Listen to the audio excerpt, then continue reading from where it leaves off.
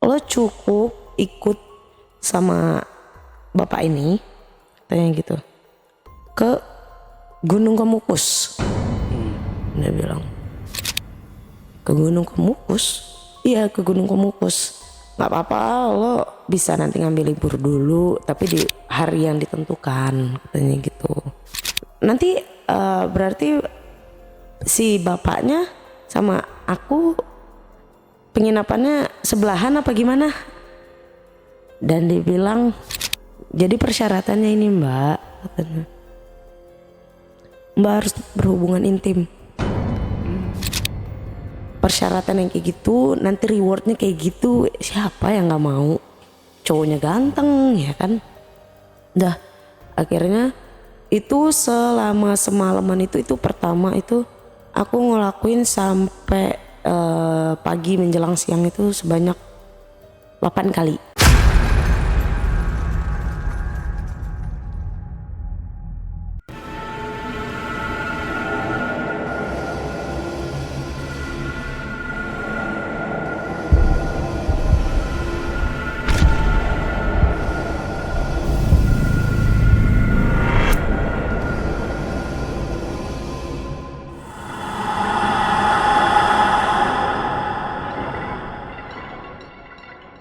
Assalamualaikum warahmatullahi wabarakatuh.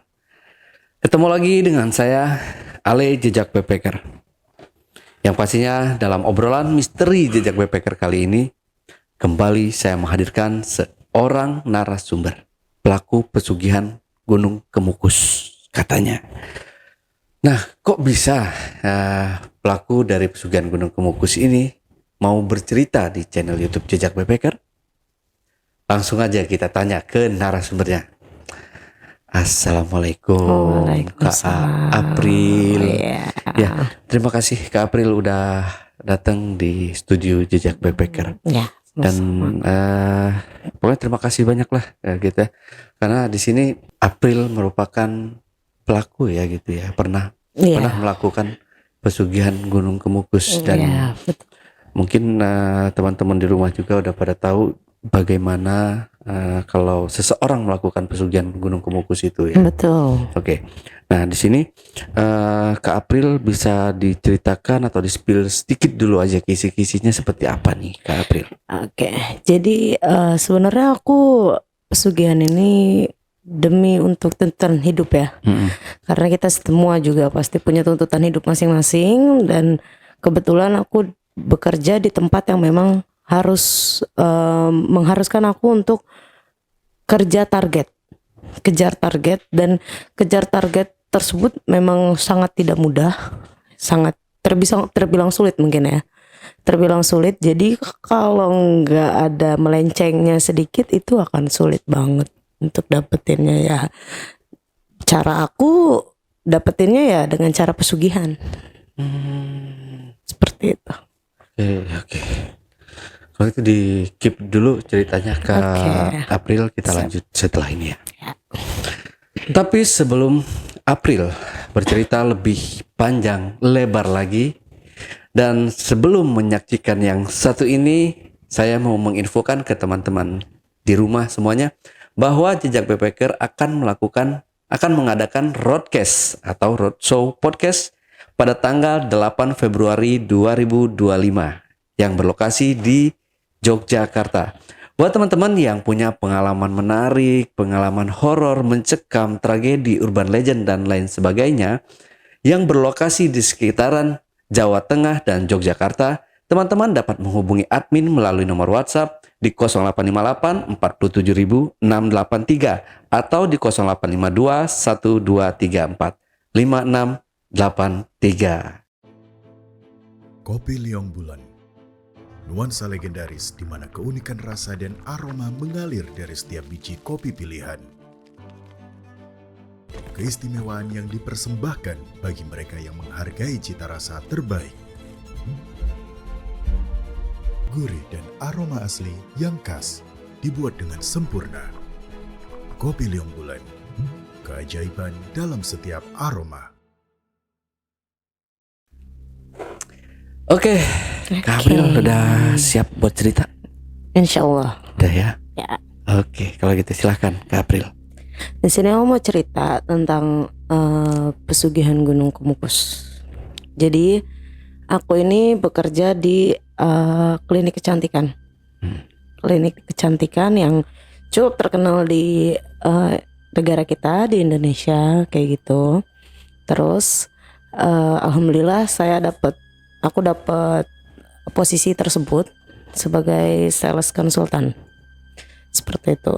Jadi kayak klien mau konsultasi, terus juga mau treatment untuk wajahnya kayak botox yang sudah tua terus jadi muda kayak gitu-gitu, ini cuman by medis seperti itu.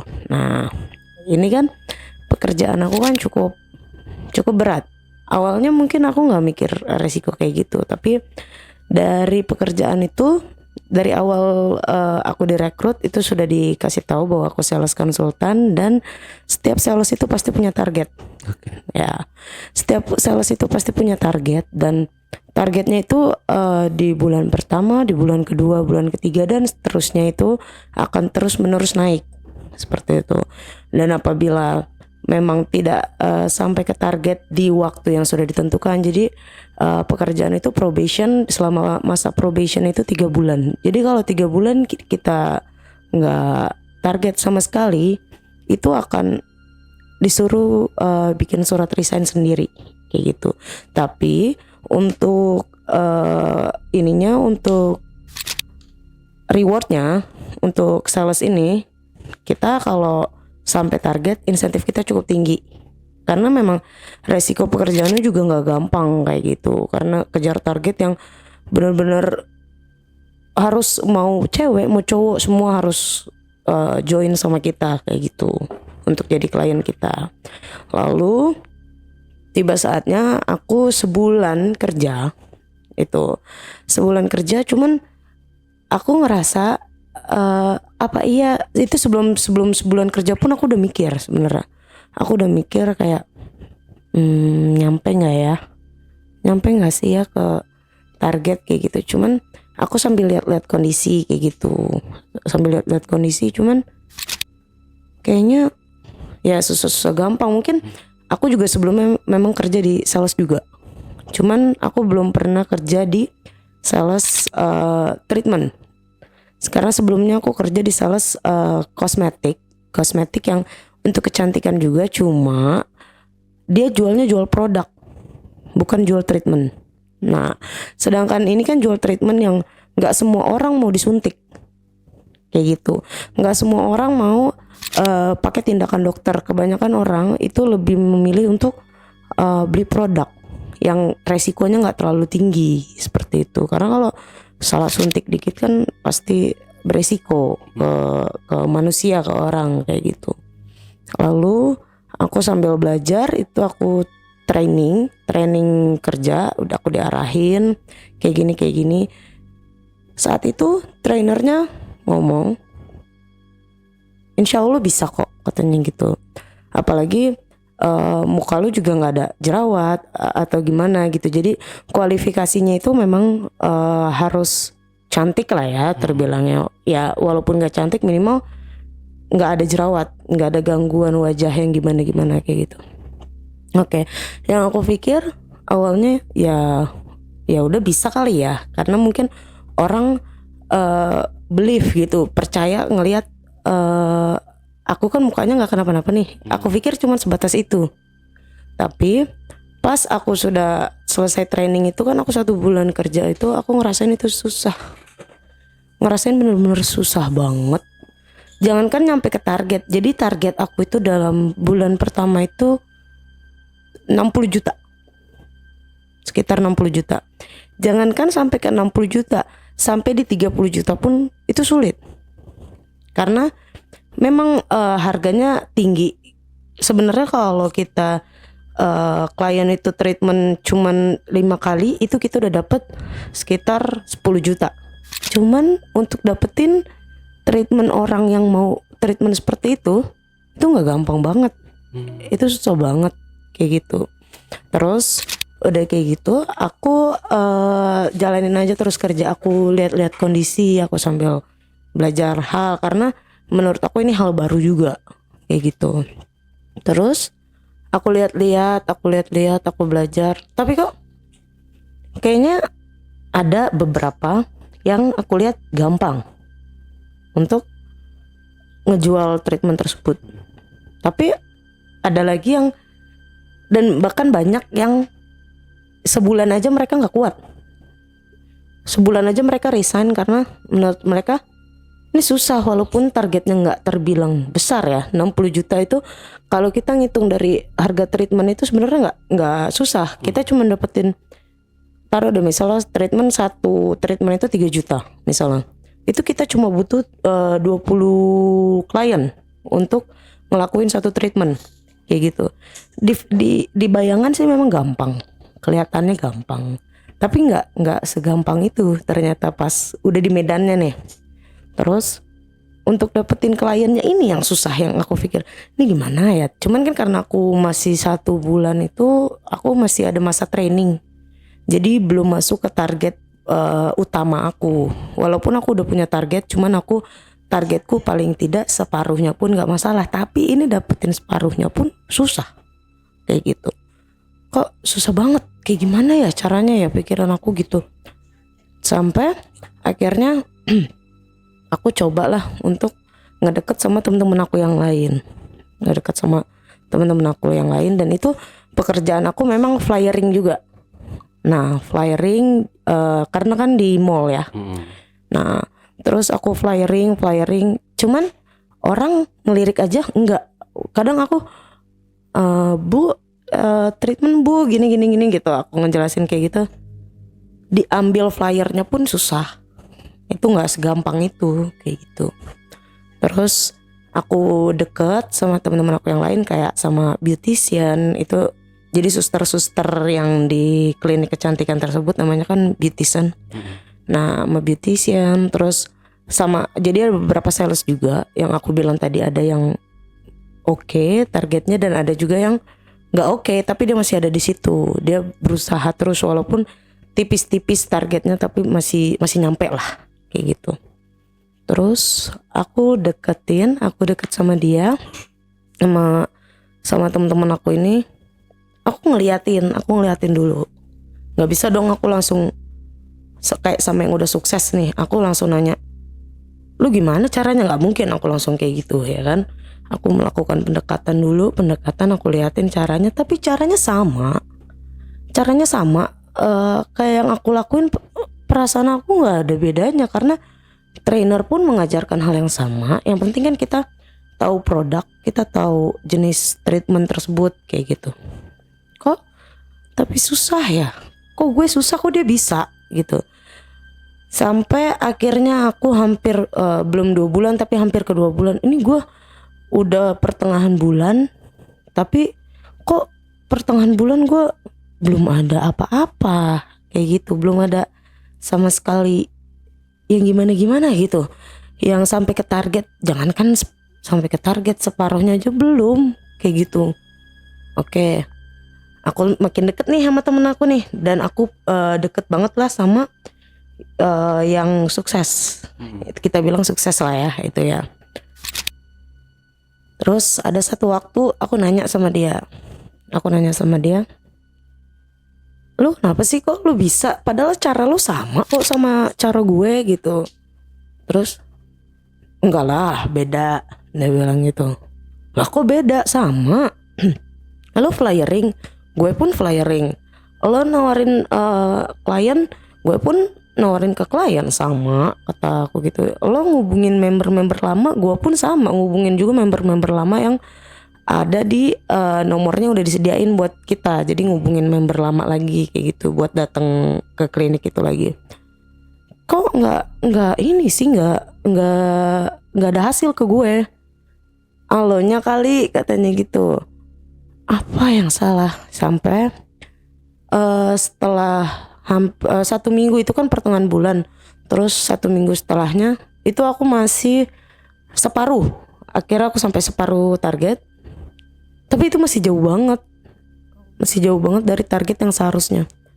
Terus dia deketin aku makan bareng sama dia, ngobrol lah aku di situ sama dia. Cara lo sama gue beda, katanya gitu. Bedanya di mana? Bedanya gue ada satu hal yang lo nggak tahu, katanya gitu, dan nggak semua orang juga harus tahu, kata dia. Apa? Adalah itu awal pas makan bareng. Itu hampir setiap hari aku makan bareng sama dia karena aku udah deket banget kan, deketnya sama dia. Terus dia akhirnya mungkin dia kasihan atau gimana karena aku yang udah nggak target terus kayak gitu. Karena kan resiko aku kan aku harus bikin surat resign kalau misalnya memang nggak sampai target kayak gitu. Dia pun tahu resiko yang kayak gitu. Dia itu kerja udah 2 tahunan di situ. Terus udah gitu dia akhirnya pas masih di minggu-minggu tersebut pas ngajak aku makan, dia ngomong lah sama aku, lu mau kayak gue, katanya gitu. Kayak lo gimana maksudnya kayak lo, ya kan, ditanya dong sama aku. Terus ya kayak gue, lo mau jualan lo laris kan, katanya gitu. Ya mau lah, siapa sih yang nggak mau, ya kan, siapa sih yang nggak mau bagus di mata atasan kayak gitu kan. Karena kan kita juga dimarahin pasti sama atasan.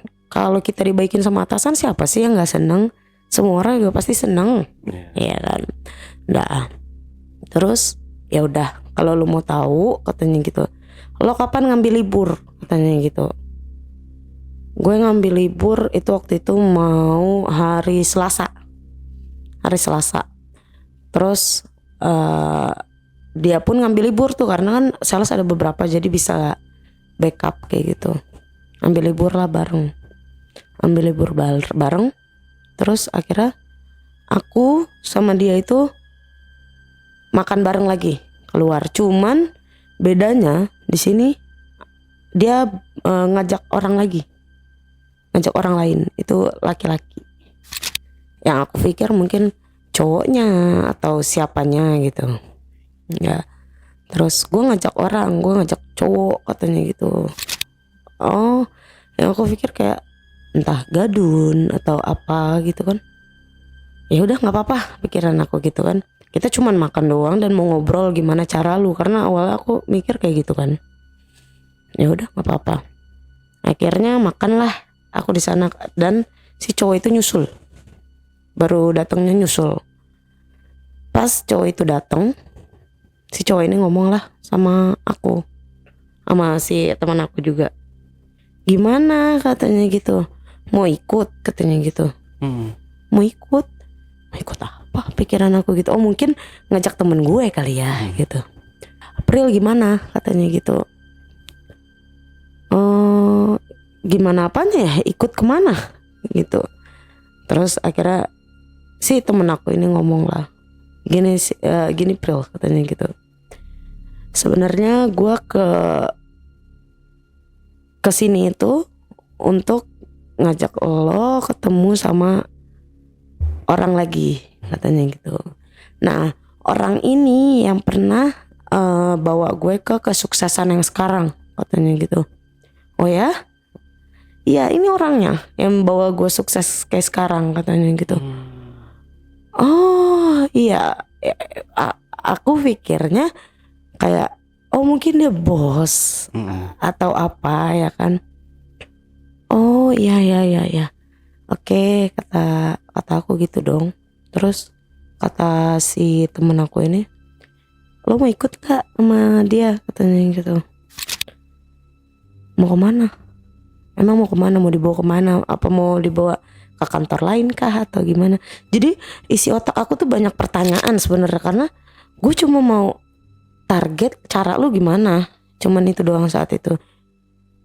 Iya, cara gue tuh kayak gini nih, kayak gini, katanya gitu. Terus akhirnya dia ngomong, dia to the point. Jadi gini Pril, gitu. Gue bisa kayak gini karena gue pesugihan. Pesugihan. Lu mau nyuruh gue pesugihan juga? Ya itu kan pilihan lo, katanya gitu. lo bilang lo mau target, lo bilang lo mau sukses, lo bilang mau segalanya itulah. Iya gue mau, tapi nggak dengan pesugihan. Aku bilang kayak gitu. Terus yang dia bilang, ya caranya kayak gini. Sekarang logika katanya gitu. Zaman sekarang katanya gitu. Gak mungkin Pril, ada yang natural banget katanya gitu. Iya sih, logika memang kayak gitu. Lo lihat si ada lagi temen. Lo lihat dia sukses juga kan katanya gitu. Dia pakai pesugihan lain katanya gitu. Kalau dia lebih ke susu katanya gitu. Nah, kalau gue pesugihan benar katanya gitu. Pesugihan benar maksudnya gue nggak pasang susuk katanya gitu. Kalau pasang susuk itu kan ada di lipstick, ada di bedak katanya gitu. Gue nggak katanya gitu. Terus, gue nggak mau deh. Aku bilang gitu dong. Gue nggak mau deh nanti ada tumbal kayak gimana. Gue nggak mau. Aku bilang gitu. Gue nggak mau menumbalkan siapapun demi kesuksesan gue sendiri. Aku bilang gitu dong. Terus dia bilang, udah, lo nggak usah khawatir. Gue ada yang ditumbalin emang gitu. Nggak ada yang gue tumbalin. Ini pesugihan yang bener-bener enak dan tanpa ada tumbal. Itu yang dia bilang. Oh, masa sih ada pesugihan yang kayak gitu? Aku kan nggak tahu ya bang ya awalnya kayak gitu. Bener-bener ada yang bener. Karena setahu aku pesugihan itu pakai tumbal kan, kebanyakan pakai tumbal, entah menumbalkan keluarganya atau menumbalkan apanya kayak gitu kan. Tapi ini benar-benar nggak ada, dia bilang. Ya udah, ntar dulu deh. Aku bilang, gue mikir-mikir dulu, gue nggak segampang itu, karena gue juga nggak tahu pesugihan apa kayak gitu. Dia bilang, lo cukup ikut sama bapak ini, tanya gitu, ke Gunung Kemukus. Dia bilang, ke Gunung Kemukus? Iya, ke Gunung Kemukus. Gak apa-apa, lo bisa nanti ngambil libur dulu, tapi di hari yang ditentukan, katanya gitu. Oh gitu. Aku bilang, harus kayak gitu ya? Iya harus kayak gitu. Ya udah, tapi kasih gue waktu ya, kata aku gitu. Kata bapaknya juga, iya nggak apa-apa, nggak bisa langsung memang kayak gitu. Memang harus dari hati dulu, harus niat kita dulu. Niat kita udah oke, ya nggak masalah kayak gitu. Terus sampai akhirnya aku di akhir bulan kedua. Di akhir bulan kedua itu aku habis-habisan dimarah-marahin sama atasan aku. Karena ya yang seperti aku tadi bilang, target enggak, ini enggak, lu kerjanya apa? Padahal aku flyering, aku biasa, aku kerja, dan itu kan ada CCTV ya di klinik itu, kelihatan kayak gitu. Ya aku kerja, aku nggak nyantai-nyantai doang, cuman ya lu pakai cara-cara temen lo yang lain lah tuh. Atasan aku ngomong kayak gitu, lu pakai cara temen-temen lo yang lain lah katanya gitu. Gue nggak mau tahu, ya namanya atasan ya bang ya. Gue nggak mau tahu cara lu kayak gimana, gue nggak mau tahu. Pokoknya lu harus target kalau lu mau kerja di sini. Perusahaan itu nggak mau tahu lo kayak gimana, cara lo kayak gimana, katanya gitu. Mau lo melihara tuyul kayak, lo mau melihara apa kayak, pokoknya perusahaan mau taunya lo bisa ngebangkitin perusahaan. Kalau lo gak ada gunanya untuk perusahaan, lebih baik lo cabut. Betul kan? Itu atasan sampai ngomong kayak gitu, dan itu nyeleket juga sih di hati.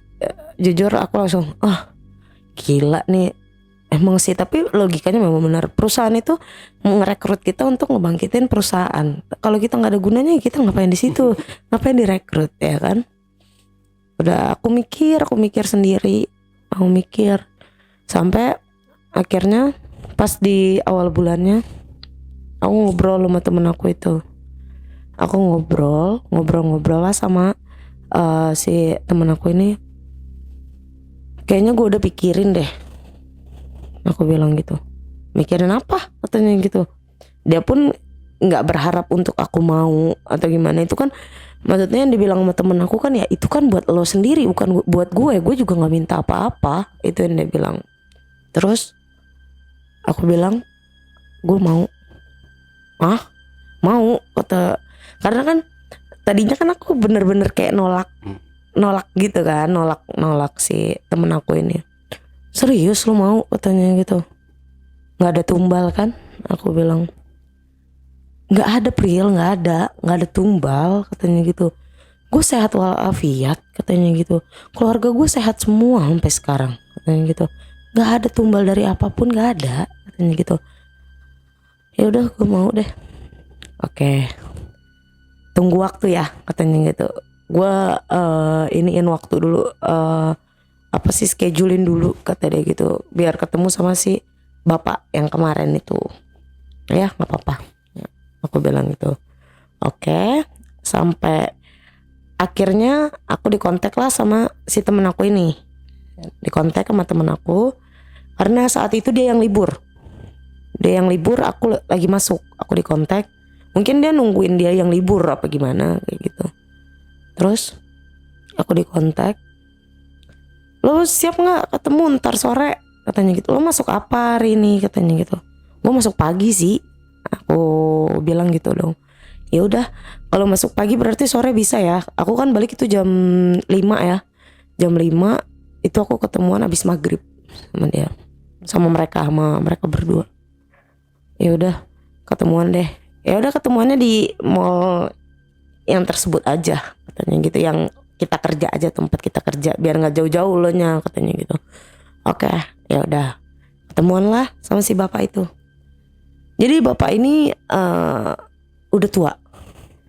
Bapak ini udah tua, sekitar umurnya sekitar 45 tahun kali ya, sampai 50 tahun deh, 45 sampai 50 tahun udah cukup tua lah kayak gitu. Terus akhirnya aku ketemuan bertiga. Nih Pak, kata temen aku, ini si Aprilnya udah mau katanya gitu, diajak ke sana. Tolong ya bawa teman saya ke kesuksesan kayak saya katanya gitu. Insya Allah katanya gitu. Kalau memang mbaknya mau katanya gitu. Cuman aku kayak masih iya nggak ya. Cuman ya gue udah dituntut kayak gitu loh sama atasan, dan ini pertaruhannya pekerjaan gue kayak gitu. Oke. Akhirnya aku pergi, pulang kerja itu kan udah selesai ketemuan, karena dibilangnya nanti diatur dulu waktunya. Sekalian si bapak ini nanya sama kuncen yang di sana dulu, sama yang di Gunung Semeru, di Gunung Kemukus itu. Terus akhirnya aku pas hari Kamis minggu depannya itu, aku pas hari Rabunya aku ditelepon. Hari Kamisnya jalan, Kamis sore aku jalan ke sana. Terus kata si bapaknya, kan jadi nomor aku udah dikasih, jadi dia udah nelpon aku kayak gitu. Kata bapaknya, nanti kita mau ketemuan langsung di sana atau mau ketemuan dari sini? Ketemuan dari sini aja nggak apa-apa, aku bilang gitu. Jadi biar bareng kesananya gitu. Ya udah, akhirnya dia jemput aku hari Kamis sorenya, jalanlah kita ke sana, ke Gunung Kemukus itu. Jalan, nyampe lah aku di Gunung Kemukus itu sama si bapak itu. Cuman kok yang aku pikir, si bapak ini kok happy aja ya. Kayaknya dia kok mau pesugihan happy gitu. Apa mungkin yang aku pikir, ya lu happy lu karena mau dapat rewardnya kayak gitu. Cuman happy banget perasaan aku. Ya udahlah, biarin aja lah urusan masing-masing. Gue juga ntar setelah ini juga happy kok pasti. Nah, sampai sana ketemulah sama kuncennya. Si kuncennya jelasin lagi lah, ini pesugihan tanpa tumbal katanya gitu. Aku masih mikir, kok ada pesugihan yang tanpa tumbal gitu. Itu yang aku pikirin saat kuncennya ngomong. Terus kata kuncennya lagi, di sini persyaratannya gampang dan enak katanya gitu. Mana ada sih pesugihan yang kayak gini, kata kuncennya gitu kan. Apa sih persyaratannya? Ada lagi persyaratannya, apa sih persyaratannya gitu ya kan. apalagi ini tumbal apa lagi gitu kan aku pikir. Terus gini kata Kuncana, jadi nanti ada beberapa makam yang harus dikunjungin saat ini juga, malam ini juga. Kebetulan ini kan memang dibikin janji kan malam Jumat Pon, katanya gitu. Nah terus jadi harus ke makam itu dulu. Setelah itu kita ada nyediain penginapan. Oh penginapan, aku ngomong gitu dong. Oh penginapan, ada penginapannya, berarti nginep dong di sana ya kan. Iya ada penginapannya katanya gitu. Nanti berarti si bapaknya sama aku penginapannya sebelahan apa gimana? Dan dibilang kalau aku satu kamar di penginapan tersebut. Jadi persyaratannya ini Mbak, katanya, Mbak harus berhubungan intim sama bapak ini yang sudah dipilihkan. Karena kan Mbak datangnya ke sini sama bapaknya, ya kan? Nggak mungkin dong Mbaknya mau sama orang lain lagi, dan gitu yang Mbak nggak kenal juga. Ya saya juga nggak kenal sebenarnya kan, pikiran aku gitu. Gue juga nggak kenal loh sama bapak ini. Berhubungan intim. Iya berhubungan intim, tanya gitu. Dan itu harus dilakukan semalam sehari. Semalam sehari. Sampai besok. Oh. Dilakukan. Mbak boleh tidur, tapi kalau tidur ya pokoknya Mbak harus nurutin sesuai dengan yang bapaknya bilang. Kalau bapaknya minta sekali aja, ya turutin.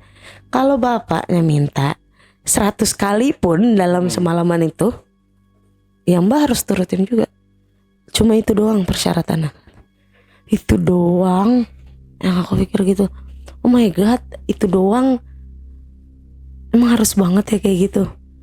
Ya Mbak udah sampai sini, harusnya Mbak udah tahu. Mbak kan nggak pakai tumbal, pakai kayak gini caranya. Ibaratnya jadi kayak menumbalkan diri sendiri sih ya. Cuman dengan cara enak-enak kayak gitu. Terus sampai aku sudah ziarah ke makam-makam, si Kuncana ini juga ngomong. Jadi ditemenin sama Kuncana. Terus Kuncana ngomong, ini ritual ini harus dilakukan sebanyak 7 kali. 7 kali? 7 kali datang. Oh, oke. 7 kali datang. Jadi bukan yang semalaman itu. Misalnya semalaman itu 7 kali, ya tetap dihitungnya 1 kali. Yeah. Tapi harus 7 kali kedatangan. Kalau kurang walaupun cuma 1 aja, nanti Mbak atau bapaknya akan mengalami hal-hal aneh, katanya gitu. Mengalami hal yang walaupun Mbak udah dapat hartanya atau udah dapetin kesuksesannya di 4 kali ritual atau di berapa kali, katanya gitu. Tapi kalau belum 7 kali itu belum berhasil sebenarnya. Sebenarnya itu ujian, katanya gitu. Oh, 7 kali. Ngebayanginnya aja udah kayak malas awalnya. Cuman ya udahlah, gimana ya, tapi enak gitu kan mikirnya. Terus udah gitu, ya udahlah. Tapi ini bapaknya tua loh, gitu. Ya kan, mungkin kalau masih tahu gitu, gue bawa yang muda nggak sih kayak gitu. Cuman kan teman aku ngarahinnya sebelumnya memang sama dia, karena teman aku pun sebelumnya sama dia kayak gitu. Jadi dia yang bawa, jadi temen aku ini yang bawa itu si bapak ini dari awal. Pantesan dia seneng ya. Pantesan dia seneng, makanya happy kan. Aku bilang dari awalnya tuh happy. Kenapa dia happy? Terus udah gitu masuklah, udah setelah ke makam-makam, masuklah aku ke penginapan tersebut. Cuman aku awalnya masih canggung. Gue baru kenal, terus gue harus ngelakuin ini gimana ya? Tapi dipancing-pancing ya kan, dipancing-pancing sama bapak. Jadi bener-bener ibaratnya di situ tuh selama 7 kali, yang seharusnya ya 7 kali itu kita kayak kawin kontrak. Jadi bener-bener karena berhubungan intim, jadi lo suami gue gue istri lo, tapi namanya pasangan gaib. Jadi dia pasangan gaib aku pun pasangan gaib dia, yang di luar dari istrinya dia dan suami aku kayak gitu. Terus ya udahlah, jalanin aja. Akhirnya enak, aku ngerasa ini enak karena itu pas aku awal ke penginapan itu, dia masuk kamar mandi si bapak ini, tahu nggak sih bang, berubah jadi muda penglihatan aku. Si bapak itu beda banget, nggak kayak bapak itu. Apaan sih nih, apa di kamar mandi tukar orang apa gimana, apa emang di sini kayak gitu dibedain orangnya apa gimana. Asli ganteng banget.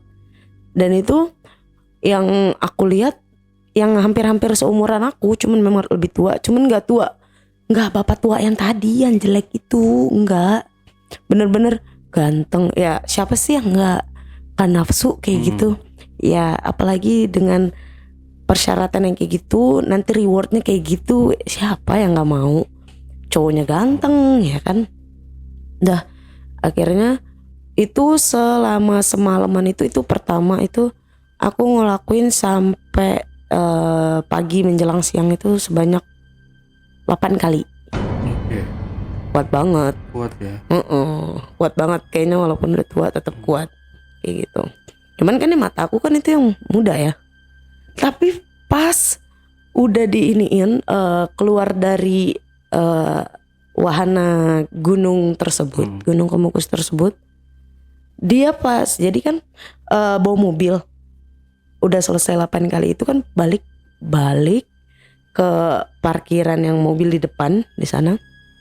Pas dia muter ke mobil, itu aku ngelihat dia udah berubah lagi. Jadi aki-aki lagi. Aki-aki lagi, jadi yang tua lagi. Oh my god, ini berubah-ubah gimana sih? Apa tukeran? Itu dong yang aku pikirin, tukeran apa gimana sih sama orangnya? Tapi itu juga perasaan. Jadi keluar wahana itu memang kayak gitu bang. Keluar wahana itu kembali ke aslinya yang aku lihat gitu. Terus sampailah di ritual kedua. Ritual kedua itu sama, nggak jauh beda. Dia tetap juga harus nginiin makam dulu, ketemu sama kunciannya dulu ke makam-makam yang ditujukan sama kuncian tersebut. Nginep lagi, dan itu harus ditentuin sama kunciannya. Itu harus malam Jumat pon. Jadi malam Jumat itu sunah Rasul sama pasangan gaib itu. Gitu. Terus pokoknya aku ngelakuin ritual itu ya cukup rutin dan di setelah 4 kali, yang keempat kali aku ritual itu aku udah keenakan. Karena selalu bang setiap ritual itu masuk kamar mandi berubah, selalu kayak gitu di mataku. Itu hanya di mata aku, tapi aku nggak tahu ya kenapa bisa kayak gitu di mataku. Ganteng banget ya, gue nafsu banget lah, kayak gini lah modelnya ya kan. Terus sampai akhirnya udah keempat itu aku keenakan, ritual lagi sampai di 6 kali. Jadi dari mulai ritual ketiga kali itu aku udah ngerasain ininya, rewardnya. Jadi aku udah dapetin target yang bahkan melebihi dari target yang seharusnya. Target aku udah 100 juta saat itu, dan itu aku dapet sampai 120 juta dan insentif aku itu naik kayak gitu. Terus pas ini pas ritual ke-6 ini, jadi si bapak ini tuh kayak orang susah. Dia nggak naik kehidupannya. Cuma aku aja yang naik kehidupannya. Naik kehidupannya maksudnya? Aku sukses. Oh, oke. Dia nggak kenapa-napa. Dia nggak ada kenaikan pekerjaan atau kenaikan keuangan, harta segala macam, enggak. Dia enggak. Jadi ibaratnya kayak dia korbannya di sini. Dia korbannya. Nah, buat naikin aku kayak gitu. Tapi aku karena aku dapat insentif terus ya kan, aku dapat insentif terus. Jadi ya aku sama uang juga kan gak pelit ya. Jadi udah aku sokong dia terus, aku support karena biar gimana lu udah ngebantu gua kayak gitu. Aku sokong sampai di yang ke-6 kali ritual itu aku ngerasa udah capek. Gue udah capek nih. Udahan kali ya, orang gue juga udah dapetin apa yang gue mau. Nggak mungkin dong hilang gitu aja. Secara klien gue udah banyak. Iya kan? Dari klien-klien aku itu aja, itu udah klien pasti yang ngasih treatment ke aku kayak gitu. Nggak mungkin, gue nggak mungkin kehilangan klien-klien gue cuman gara-gara satu ritual.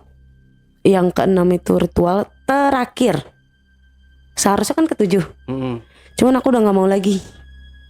Aku nggak mau lagi. Terus diajakin tuh, udah selesai. Pokoknya udah selesai yang ke-6 itu aku dihubungin lagi, diajakin sama si bapak ini, masih bapak yang pasangan gaib aku ini. Ayo, ini terakhir katanya gitu. Insya Allah kalau udah yang terakhir, dua-duanya naik katanya gitu. Enggak deh Pak, aku gak bisa. Pokoknya aku nolak terus setiap dia hubungin. Sampai dia ngancem aku. Lo lihat ya katanya gitu. Jadi kasar. Lo lihat ya kalau lo sampai gak ngelakuin ritual yang terakhir ini, yang ke-7 katanya gitu, Lo bakal ngalamin akibatnya. Dia bilang. Pikiran aku, udah deh aku matiin tuh, aku blokir dong. Apaan sih nih bapak-bapak, pikiran aku. Ini emang nafsu kali emang gue, pikiran aku gitu. Tapi memang enggak, memang dari kunciannya itu dari awal kan udah ngomong juga, memang harus 7 kali ya kan. Cuman aku ngerasanya ya udah sukses, gue udah dapat klien, ya udah selesai. Terus sampai akhirnya aku ngalamin hal-hal aneh. Jadi setelah bapak itu ngancem aku tidur tuh kayak nggak tenang bang. Aku tidur nggak tenang, mimpi. Aku mimpi hampir setiap malam. Itu aku berhubungan intim sama genderuwo. Tahu? Sama genderuwo, sama yang orang yang gede banget. Aku disetubuhin sama dia. Itu dalam mimpi.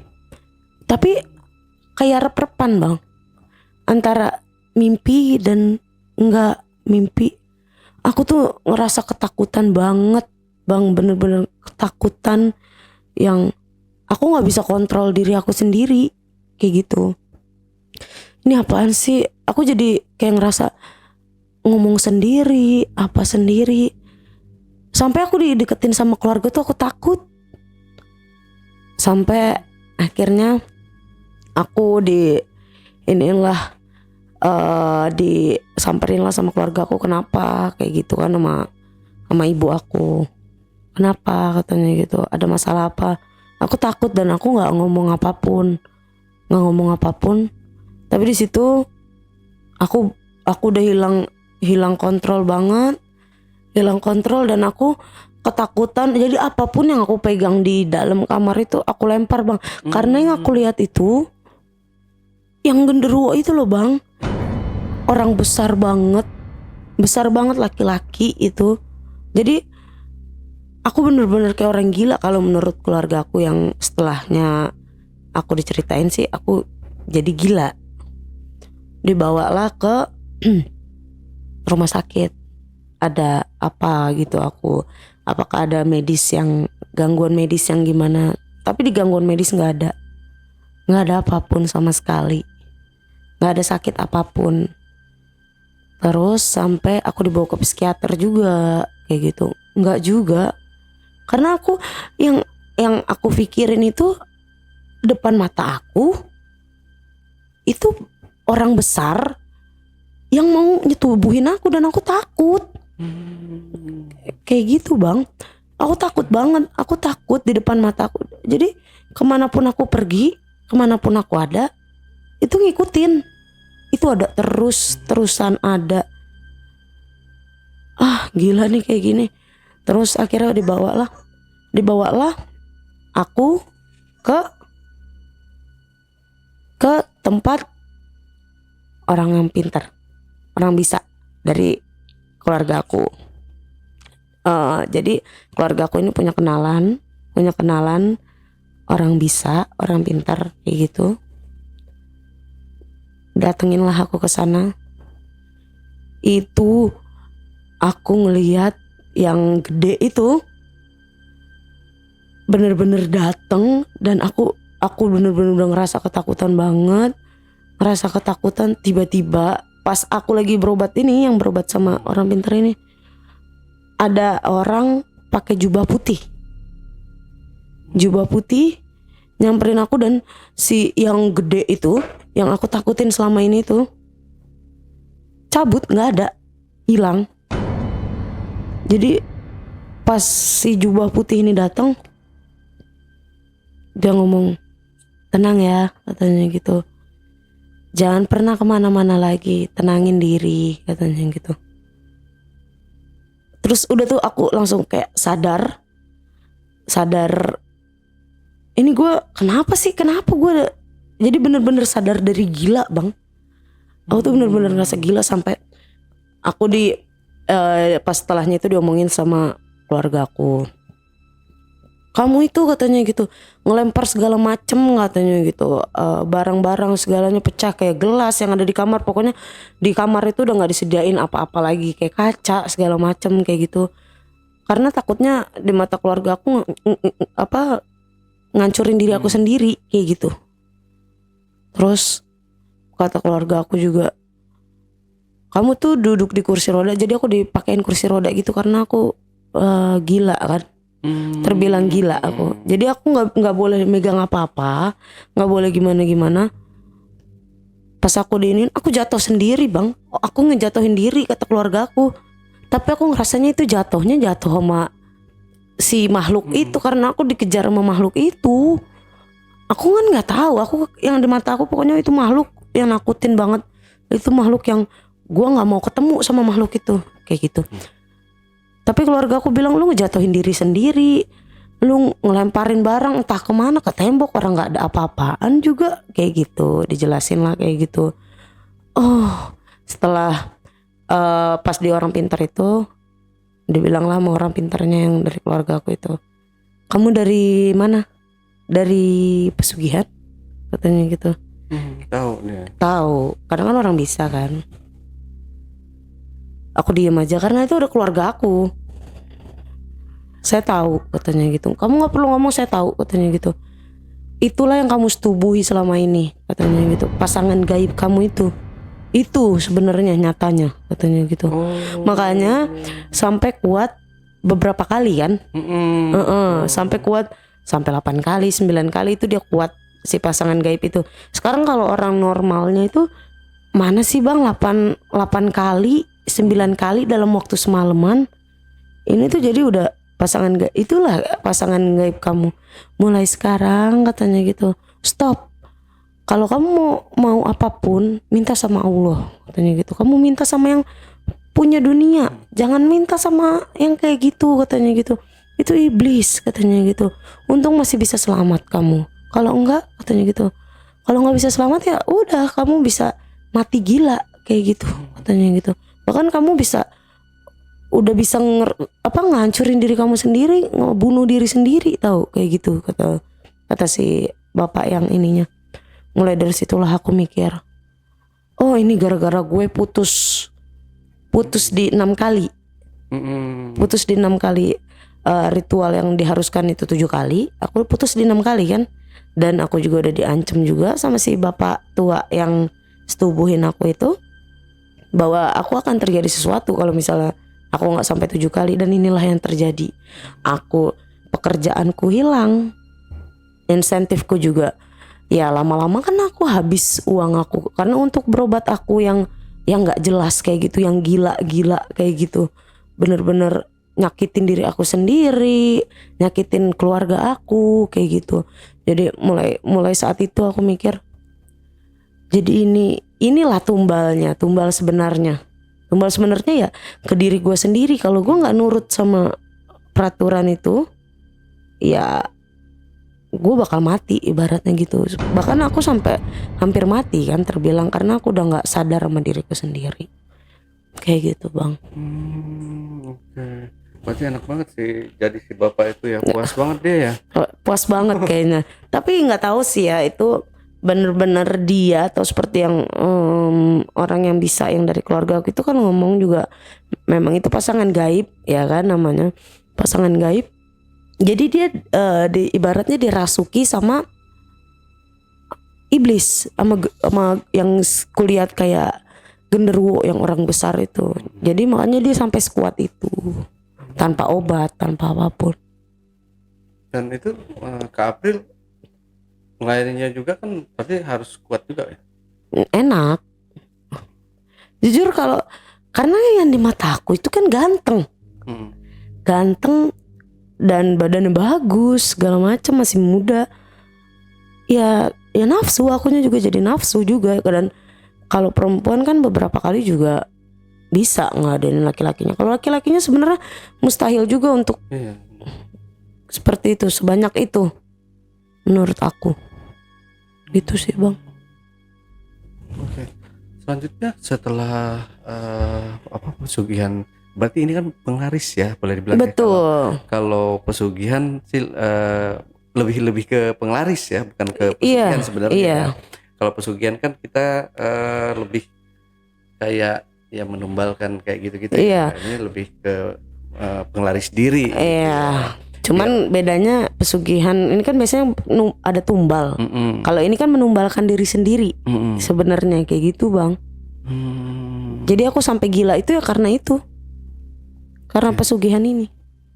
Nah setelah Kak April melakukan itu semua kan temennya ini nggak kedengeran lagi nih beritanya. Selanjutnya setelah dia dengar Kak April kayak gitu, apa yang dia lakukan nih? Dia kayak besuk nggak gitu? Enggak. Dia jadi setelah pas aku udah mulai naik, dia naik jabatan dan dia dipindah. Dia jadi branch manager karena dia kan targetnya udah bagus terus tuh. Dia dipindah ke daerah lain untuk jadi BM, jadi branch manager di store tersebut, di klinik tersebut. Jadi dia benar-benar lost kontak, dan yang dia pikir mungkin udah sukses mungkin aku atau gimana, karena kan terakhir aku kontekan itu sama dia pas aku udah sukses, udah naik di yang 3 kali ritual. Yang 3 kali ritual. Ritual ketiga kali itu aku masih sempat kontak, cuman nggak yang gimana karena dia mungkin sibuk atau gimana yang aku pikir. Jadi dia pikir mungkin aku udah sukses sudah. Tapi dia nggak. Aku nggak tahu sih ada dapat kabar apa nggak dari si bapak itu. Cuman kemungkinan besar enggak, karena dia nggak ada ngontek aku sama sekali. Jadi dia nggak tahu kayak gitu. Oke. Berarti kalau misalkan Kak April pada waktu itu sampai ke melakukan ritual yang ke-7 kali, itu ada kemungkinan semuanya tercapai. Semuanya berhasil. Sebenarnya sampai saat itu pun sudah cukup berhasil. Makanya aku capek. Aku udah nggak mau. Udahlah, udah cukup 6 kali. Masa nggak puas-puas gitu. Ya udah, orang menurut aku udah cukup, insentif aku juga udah cukup, target aku udah cukup, klien aku udah cukup. Karena yang aku mau juga awalnya cuman itu. Tapi yang bapaknya bilang itu kan kalau sampai ke 7 kali itu dia pun sukses karena dianya kan turun. Gitu. Jadi untuk ke 7 kali itu akunya makin sukses dan dianya juga naik kayak gitu. Oh, jadi gitu kalau di Kemukus itu memang. Ya. Yang selama ini kan saya dengar ya kayak gitu, pesugihan Gunung Kemukus kita bisa berhasil, atau pesugihan kita akan sukses kalau misalkan di sana itu melakukan hubungan intim betul. Dengan orang lain nih yang bukan pasangan kita sendiri, atau bukan suami atau istri kita sendiri gitu. Tapi harus 7 kali. Oh, harus 7 kali. Harus 7 kali. Berarti waktu itu Kak April ambil cuti apa langsung tuh selama seminggu itu? Jadi aku minta libur itu, setelah itu aku minta backup segala macem. Jadi setiap aku ada jadwal kan, kemarin sehari sebelumnya aku udah dikasih tahu. Jadi aku minta backup temen. Ada juga memang hari libur aku, dan cuti sih enggak, aku nggak ngambil cuti karena memang cuma sehari semalam itu doang. Jadi balik kerja aku berangkat. Kamisnya kan kerja masih berangkat sampai Jumat. April. Udah enak ya. Udah enak. Dapat enak lagi gitu ya, dapat insentif gitu. Iya dong, menurut aku udah cukup, insentif aku udah segitu, udah enak juga sama yang muda yang aku lihat. Udahlah, udah cukup gitu. Tapi kalau tiba-tiba matanya kebuka lagi, itu kan udah aslinya kan berarti ditutup ya. Iya, betul. Ditutup. Betul. Karena tetap yang dilayani ke April itu ya kemungkinan besar ya masih si bapak-bapak Memang tua si itu dia tadi, itu. gitu. Nah, wujud yang setelah keluar dari kamar mandi itu mungkin adalah sosok dari perubahan dari genderuwo itu tadi.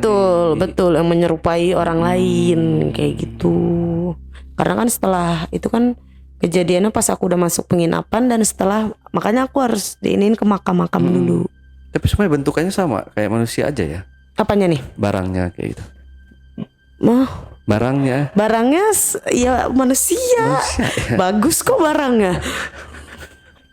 Oke, Kak April, ada yang perlu disampaikan lagi nggak kira-kira? Pesan-pesannya mungkin silakan kalau ada. Pesannya semoga nggak ada yang terjebak kayak aku sih. Jadi kalau memang mau terjun ya terjun sekalian. Kalau nggak berani terjun, mendingan nggak usah sama sekali. Kalau ragu mendingan nggak usah. Oke JPKers, itulah tadi obrolan misteri jejak backpacker bersama narasumber kita Kak April. Jangan lupa untuk selalu support channel YouTube Jejak Backpacker dan channel YouTube Ali Jejak Backpacker. Buat teman-teman juga yang punya pengalaman menarik dan ingin bercerita langsung di studio Jejak Backpacker, teman-teman dapat menghubungi admin melalui nomor WhatsApp di 0858 47683 atau di 0852 1234 5683. Wassalamualaikum warahmatullahi wabarakatuh. Oke, Kak April, terima kasih. Tapi sekarang masih kebayang-bayang dong ya rasanya? Enggak rasa gilanya. Sampai jumpa.